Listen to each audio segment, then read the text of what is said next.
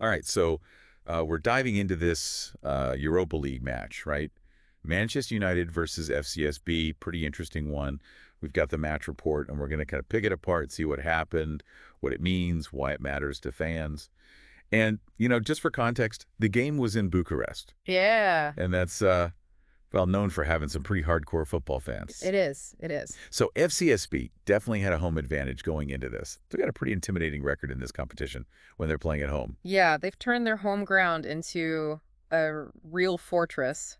Tough place to get a result. But, even with that home advantage, Man U just came in and took control, really, right from the start. Hmm. The report does mention, though, that FCSB had a chance early on. Mihai Popescu almost scored from a volley. It was just like right in the opening minutes. Yeah. Sounds like FCSB was ready to bring it. Oh, absolutely. They came out strong. Yeah. But after that initial burst, Man U really started dictating the pace. The report keeps highlighting Kabi Mainoo. He had a couple of, incredible chances in that first half. Yeah, and he's only 19, right? 19 years old, Yeah, exactly. And, to see him playing with that kind of confidence, that level of skill at that age, it's really impressive. Really impressive. definitely one to watch, no question. Mm. But here's the thing, though. Despite, all that control, Man U, they couldn't convert those chances. First half ended 0-0. Any thoughts on why they just couldn't break through? I mean, you see this sometimes in football. You can dominate possession, create all these opportunities, but if you don't have that finishing touch, the killer instinct in front of goal, the scoreboard won't budge. You got to stay composed under pressure. That's what makes the difference. For sure, for sure. So then, second half kicks off. Um, I guess the big question is what changed? The report mentions that manager Ruben Amorim, he made some tactical adjustments and brought on Alejandro Garnacho. Right. And almost immediately, Garnacho almost scored. Yeah, I mean, that substitution was key. That's the kind of impact a manager wants to see. Garnacho hitting the post right after coming on, it's a classic example of how substitutions can change the entire momentum of a game. Like, you bring in fresh legs, you disrupt the other team's rhythm, and, sometimes that's all it takes to get that spark, get the team going. Absolutely. And, I'm kind of curious. The report doesn't really go into details, but what exactly were those tactical adjustments? Did Amorim, change the formation? What was he thinking? So, it's hard to say for sure without being there. But just reading between the lines, it seems like he shifted to a more attacking formation, pushed more players forward. He knew they needed a goal, and he was willing to take the risk to get it. Right, right. Bold move. And it paid off, right? Finally, they cracked FCSB's defense.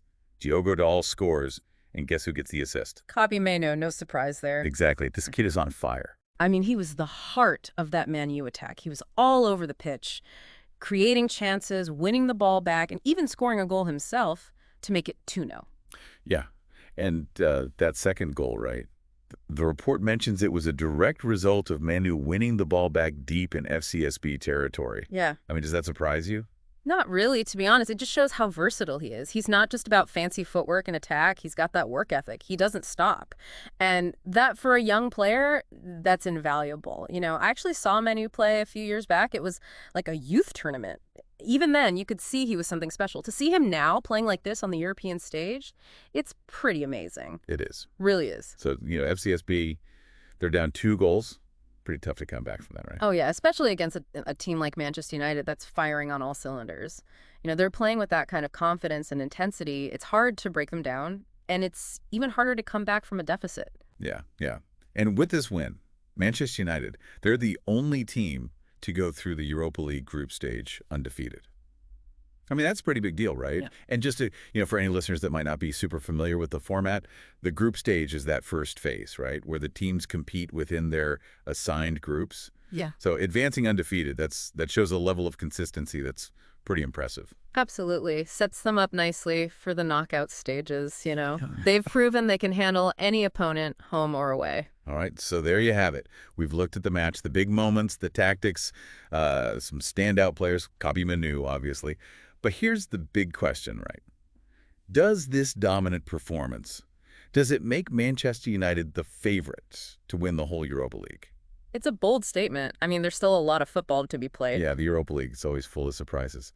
All right, well, thanks for diving into this match with us. Until next time. Cheers.